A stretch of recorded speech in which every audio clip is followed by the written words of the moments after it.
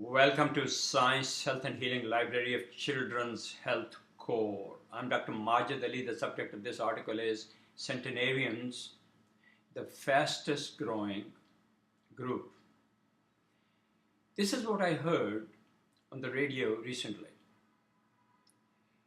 Children, teenagers, their parents, no sensible person should take any comfort from this sentence.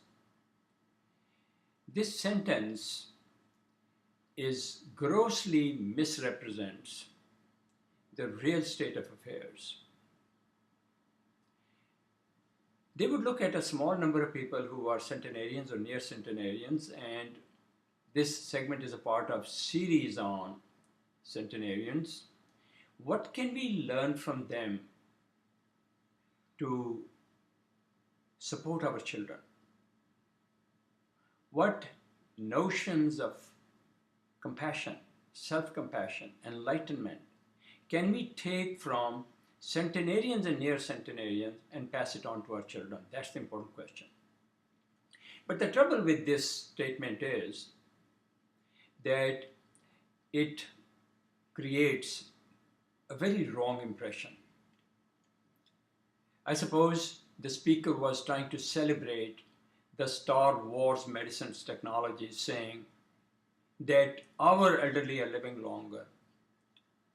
That actually statistically may be true, and this is a vast subject. Indeed, people who get on to their 90 and then 100 and 110, there have been excellent studies that the death rate, mortality rate, then flattens out. It's not as sharp a rise as you see for people in their 50s, 60s, and 70s. But that's really misusing this fact to create a very wrong impression. The teenagers and children of today, the incidence of every known disease is rising in some region of the world. 50% of children are suffering from significant immune and allergic disorder.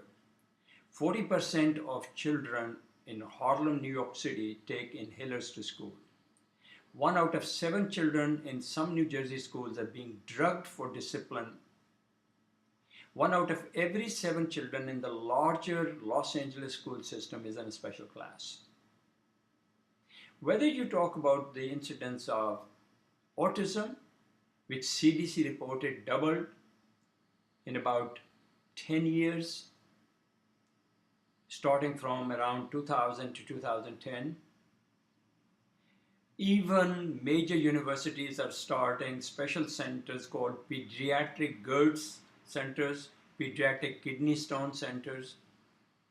So there is nothing to be celebrated in telling our children and teenagers and their parents, look at centenarians, that's the fastest growing group. Because the purpose behind all that is a devious purpose. It is to congratulate our disease maintenance system. Now those people, yes, my grandfather was a centenarian, I've often told you in this program, but the point is he ate organic food. There were no pesticides then. He ate fresh food. He didn't have a refrigerator in the house.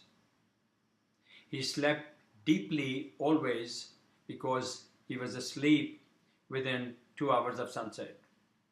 And then he would wake up 2 hours before sunrise. So to look at the centenarians, their immune systems were strong, they were not violated because when they were teenagers, there were no antibiotics, there were no steroids. Their public hygiene was far, far better then, for most people, than it is now. We live highly chemicalized lives.